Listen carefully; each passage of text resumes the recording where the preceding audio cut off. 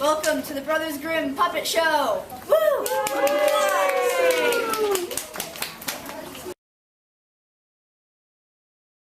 Alright, our first show is going to be King Thrushbeard. Ready? Alright. There was once a king who had a daughter. She was more beautiful than words can tell, but at the same time so proud and haughty that no man who came to woo her was good enough. She turned away one after another and even mocked them. No, none of these men are worth me. Fine, I will hold a feast with all of your eligible husbands, and you shall choose from them.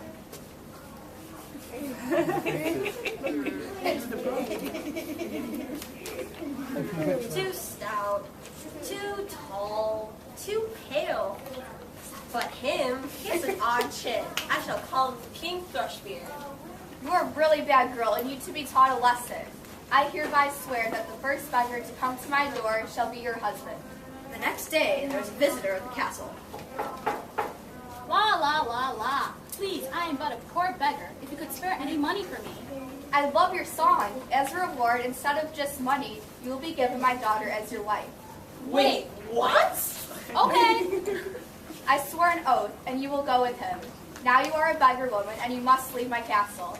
The musician and girl leave the castle and walk into the forest. Who owns this peaceful forest? King Thrushbeard owns this forest. Who owns this beautiful meadow? King Thrushbeard owns this meadow too.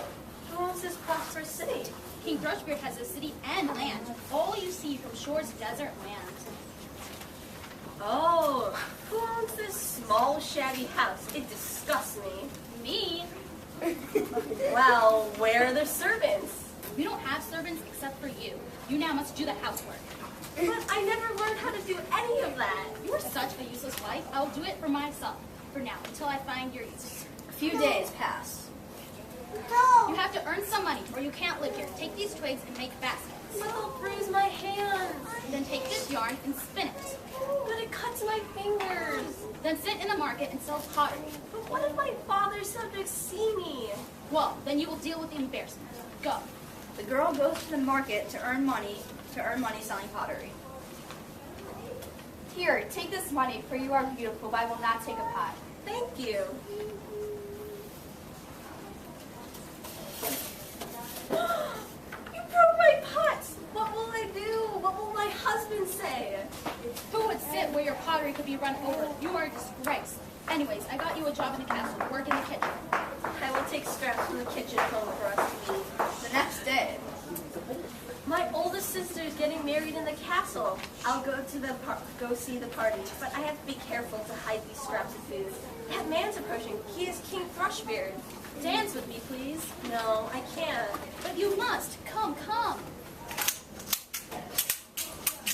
Oh no, the food fell out of my pocket. Now everyone's gonna know that I'm a beggar woman. Do not worry. I was one who ran over your pottery, and I am the beggar man you married. I did this to you in order to make you a better person, and because I love you.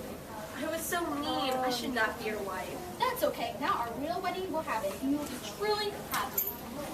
puppets take a bow.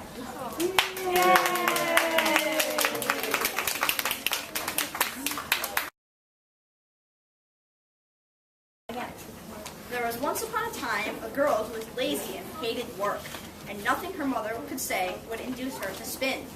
At last her mother grew weary and, losing all patience, yelled at her. At this the girl began to cry so loudly that the queen, who was driving past at the time, heard her cries and stopped. Why are you yelling at your daughter so much? The town can hear your shouts. Because my daughter spins so much, and we do not have enough wool for her to spin. Is that all? I love the sound of spinning. I will take your daughter to my castle. I have plenty of wool for her, and she can spin to her heart's content. Okay, I trust you will be happy there. The queen takes the girl to the castle. Here are 3 rooms filled with wool for you to spin. Spin all of this, and you can marry my oldest son. Even though you are poor, you work hard, so you will make a good wife. How can I spin all of this wool? It would take 300 years for me to spin it all. 3 days later. Why have you not spun yet? I'm just lonely and homesick. I understand, but tomorrow I expect you to begin working. Look, out the window. 3 fairies are coming. underlip. Can you help me? I can't spin all of this. If you invite us to your wedding as your cousins and are not ashamed of us, we will spin this wool for you. I will gladly do that for you. Come in, get started at once. I will touch the thread with my broad thumb. I will moisten it with my large lip, and I will turn the wheel with my flat foot. Wow! Look at all the yarn you were able to spin. Quick, hide! The queen and her son are coming. Hello, how's it going? It's going well. Look at all these piles of yarn. You deserve your wedding, and my son. How wonderful. I will begin preparing for the wedding. The girl and the prince get engaged, and soon it is the wedding day. Why do you have such ugly friends? So they're not my friends, but instead my loving cousins. Why do you have a flat foot? I use it for turning the wheel. Why do you have a large lip? I use it for moistening the thread. Why do you have a broad thumb? I use it for twisting the thread. Then the reason why you are ugly is all from spinning. Then my wife will never spin again. And so henceforth she was rid of the hated task of spinning. Yay! Take a bow.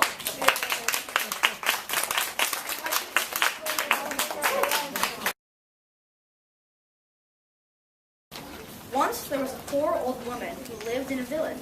She collected a bundle of beans and was going to cook them.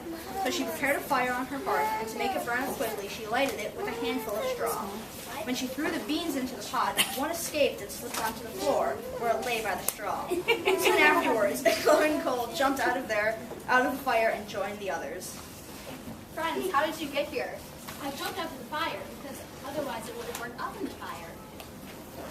I escaped the boiling pot because otherwise I would have been boiled into a soup with my comrades. Well then, it's good that I slipped out of the woman's hands, otherwise it would have been burned with my brothers. But now, what do we do? We should stick together like good comrades. To stay safe, we should leave the country. That sounds like a good plan. Straw, coal, and beans start walking together. We've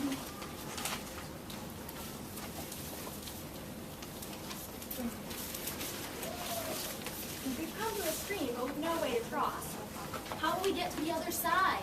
I can lay myself across the stream like a bridge, and you can walk over me.